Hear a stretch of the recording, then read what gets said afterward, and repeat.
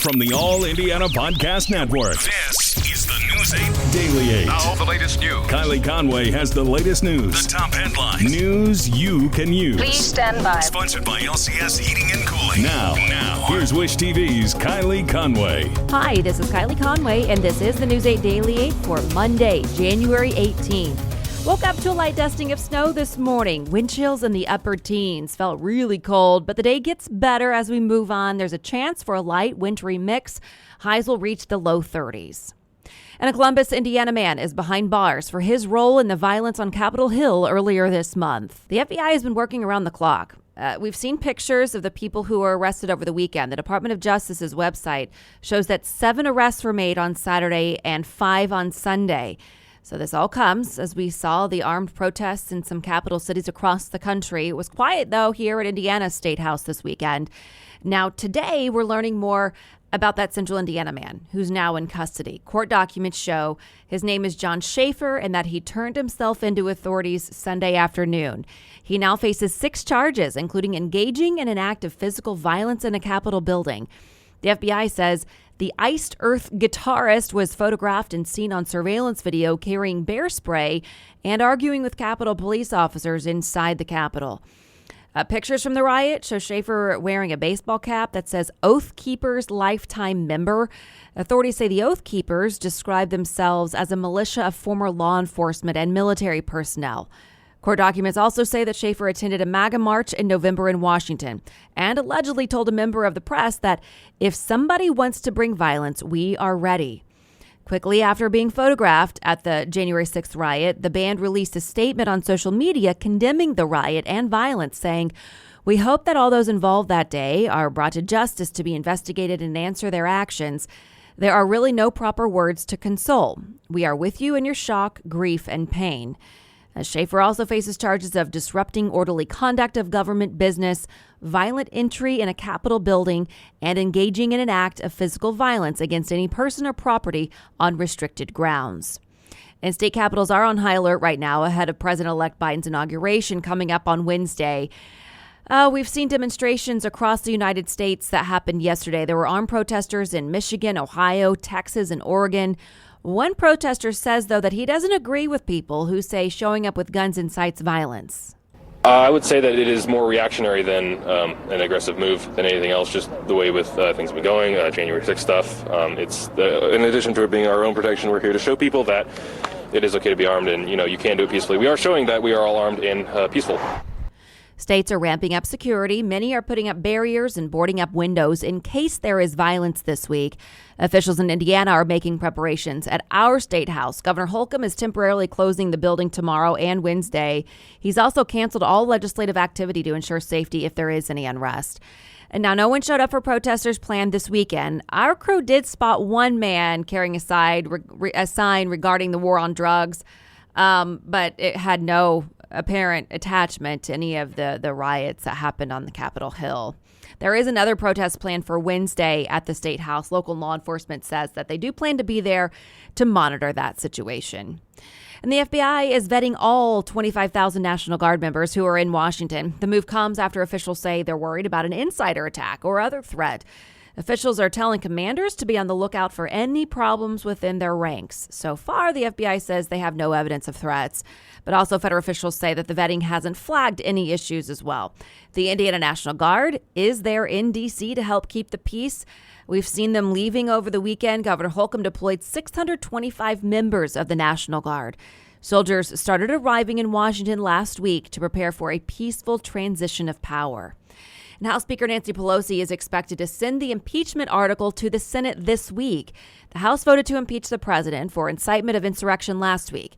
The lead impeachment manager for the House, Jamie Raskin, did not give a timeline for when the article would be delivered. But Senate Democratic Whip Dick Durbin says that he will not persuade his party to vote to convict the president. When it comes to an issue of this gravity and constitutional importance, members really have to follow their own conscience. It isn't a matter of saying, now, come on, the team has to all vote together. It just doesn't happen. Republican Senator Lindsey Graham is urging Minority Leader Chuck Schumer to dismiss the article of impeachment once it's received in the Senate. In a letter posted on Twitter, Graham accused Schumer of seeking vengeance and political retaliation in his first act as Majority Leader instead of beginning national healing. And the social network Parler is back online through a new host. Amazon Web Services removed Parler a week ago over threats of violence made through the site. The web company Epic is now hosting Parler. Epic is home to several far-right favorites, including Gab. The CEOs of both Parler and Epic have been extremely critical of the limits mainstream social media sites have put on President Trump. The FCC is warning the public against using radios to coordinate during the protest. The warning is going out to ham radio operators as well as those who use personal radios like walkie-talkies. The FCC says it became aware of online discussions suggesting using radio service during protests. The warning says messages that facilitate a criminal activity and messages encoded for the purpose of a protest are prohibited. A new report claims President Trump is planning to issue some 100 pardons and commutations. CNN reports that Trump's list includes a wide range of people from white-collar criminals to high-profile rappers. The White House held a meeting yesterday to finalize the list. South Carolina Senator Lindsey Graham says the Capitol Hill riot will tarnish the president's legacy, and he thinks pardons will make things even worse. There are a lot of people urging the president to pardon folks who participated in defiling the Capitol, the rioters. I don't care if you went there and spread flowers on the floor. You breached the security of the Capitol. You interrupted a joint session of Congress. You tried to intimidate us all. You should be prosecuted to the full extent of the law, and to seek a pardon of these people would be wrong. Trump can issue pardons until noon on Inauguration Day. And we are getting a better sense of what President-elect Joe Biden will say to the nation on Inauguration Day. Biden's chief of staff, Ron Klain, explained to CNN's Jake Tapper that what the main focus will be. And that's going to be a message of moving this country forward.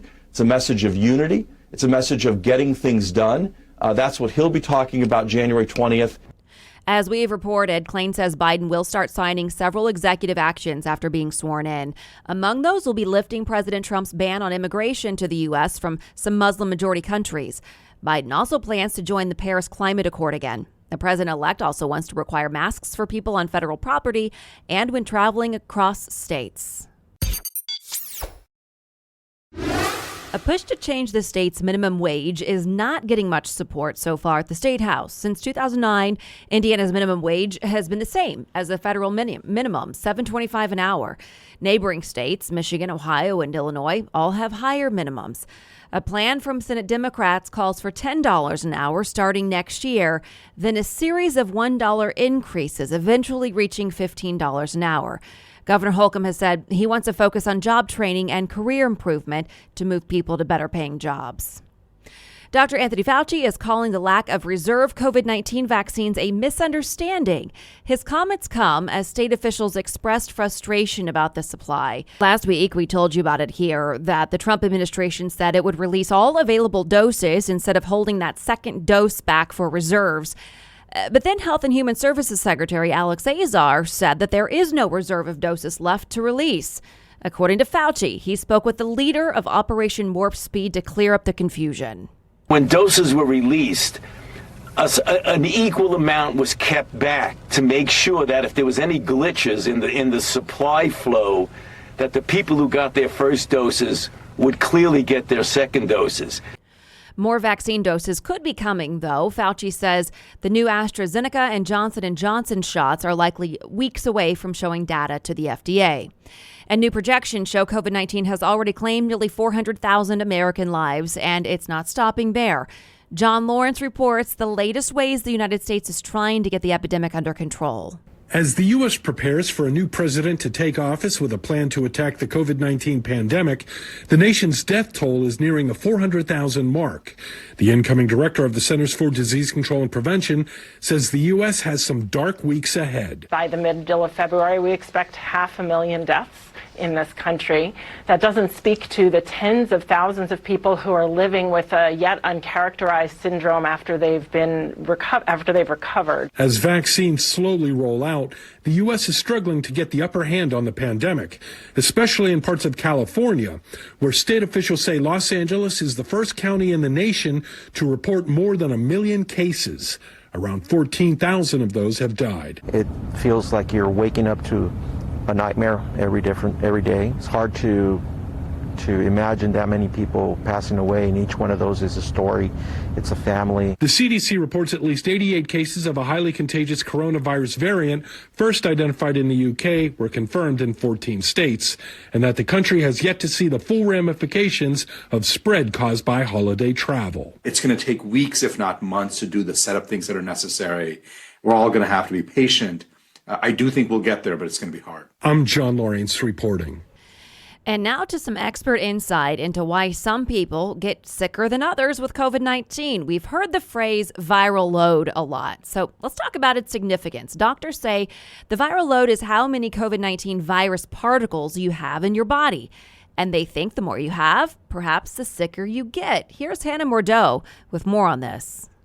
You can be infected with a little bit of COVID or a lot of COVID. Kristen Kelly's talking about the COVID-19 viral load. She's the nursing director of infection prevention for IU Health, and lately she's been vaccinating healthcare workers, doctors, nurses, and fellow colleagues who are all discovering more about the virus every day. A certain level of virus to even cause an infection. She says think of the viral load like a cup of water. You can have a little bit or you can have a lot. Just like the amount of water in the cup, it's simply the amount of virus in your body. When you start getting some symptoms, signs or symptoms of COVID, that's usually when you have the highest viral load in your body. A paper published by the Columbia University Medical Center says patients with high levels of the virus detected after a week of infection were significantly more likely to be hospitalized or die. It's yet another reason people should be diligent about wearing masks. The benefit of wearing the mask is if I'm exposed, it will keep the virus particles low.